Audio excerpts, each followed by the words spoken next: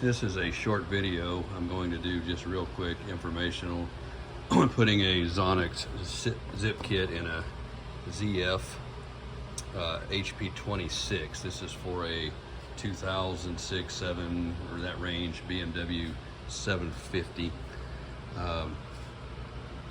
This is the first time I've ever messed with this. We had nothing but problems with this transmission.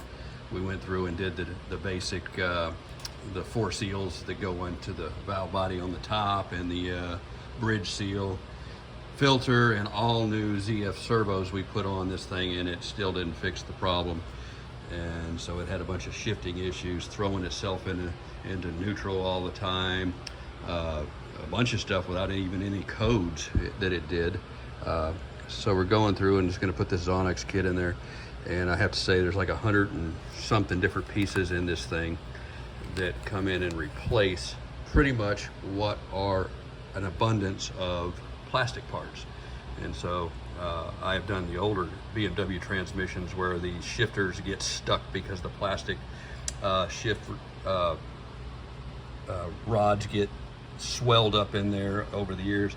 And this is a very low mile car. This car's got like 30,000 miles on it. It's really nice, and it's nothing but problems. But I can see how these plastics, when these cars age, they're the culprit, I'm sure, here. And then here's just one of the redesigned parts here. Like this is the one that came out of it, even though that's not plastic, it's a metal one, but the new one's got an O-ring that came from the Sonnax kit. So basically what you got to do is you got to know what your valve body is first. And then you have the kits you can order, and you get the number off of these seal, or excuse me, the gasket separator plate. So that's upside down, but it's an 053. So there's an A on one side and a B on the other. And so you have to have that's a brand new one. That's an 053 separator plate. That's a ZF part right here. And then we ordered the Sonnax zip kit for this particular transmission. You see it has the ZF6hp26, which has to correspond to this, which is your valve body series 053. So that's how you order these. And as they say when you order them, these are not for amateurs. This is, you know, I'm not a transmission rebuilder per se, but I've done my share of, you know, turbo 350s and 400s and a bunch of different GM stuff over the years, and been into lots of valve bodies and shift kits and things like that. I mean, I'm a mechanic, but not a transmission specialist. But I've, you know, 35 years of doing this, you learn some stuff. So this is kind of where it's at. And so you go through this kit here, and they have these, they call them pockets, and these are the different series of all the different parts for each step, and each one of these quote unquote pockets could have anything from 1 part to 30 parts in there or something like that. And you just follow the kit, and this is kind of how you do it. This is your upper valve body and then your lower valve body. And if none of this makes any sense to you, then well, this is probably not the angle for you to go. But if you're at this position now and this makes sense, then this is how you do it. Just make sure you order that 053 or whatever number yours is. They should have them on there. And my like I said, my opinion of these is there's so many different things that go wrong with them, and these transmissions are, you know, they're in different vehicles, from Lincoln Navigators to BMWs to Range Rovers and things like that, and they just have their own set of, you know, nightmarish problems. But I'm guessing that the nightmarish problems all stem from these plastic type of different valving and sleeves that are in different variation pieces of this valve body that are swelling up and getting stuck. And like the miles, I don't think really have a lot to do with this, because some of the older BMWs I've messed with, where they have the shifters get jammed where you can't put them in park, they have plastic valves, and some of those cars are really low mile. They're just getting old. And so that with that age, that plastic goes to crap, and they should have never, ever, ever, ever used plastic in these transmissions. Like every one of these things right here that are in this valve body right here, if you see them, I don't have one out yet, they're all plastic. Every one of those are plastic. Every one of those are plastic, and they all have to move somewhat. And every one of them are gonna get, you know, swelled up and jammed, and that's just one of your problems. You know, a lot of people say it's the servos that go bad on these, and these are expensive. We paid like $350 for a new set of those, and I just think they're a big waste of money. All you had to do is pop these things out. Like here's your main one here, and they have screens on them. And some of those screens would get a little clogged up with some of the transmission debris as you clean this out. But as with any valve body, if you've done valve body work, each one of the pistons, like I pull out, like I'm just doing this one right now, and that one has that sleeve in there, which we just put the metal one in that position. And this new one goes here. But we take, you know, air and blow through there real lightly, clean everything out, make sure there's no metal, just the basic stuff that you need to do, and just do these things one at a time. Don't try and, I've seen guys that just completely disassemble these things and then try and throw them back together.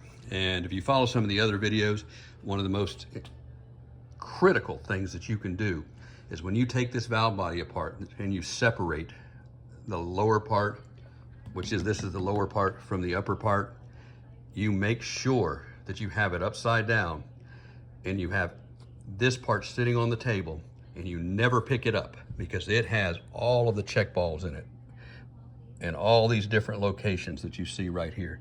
And it has these 2 check valves in this particular series, the 053.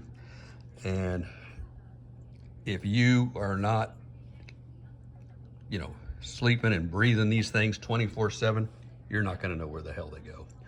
And I wouldn't know. And I watched a video on this, so I was saved from dumping all these check valves by, and it's Gary Ferrara that did the video on these. So look him up. He'll give you more detail on some of this stuff on YouTube.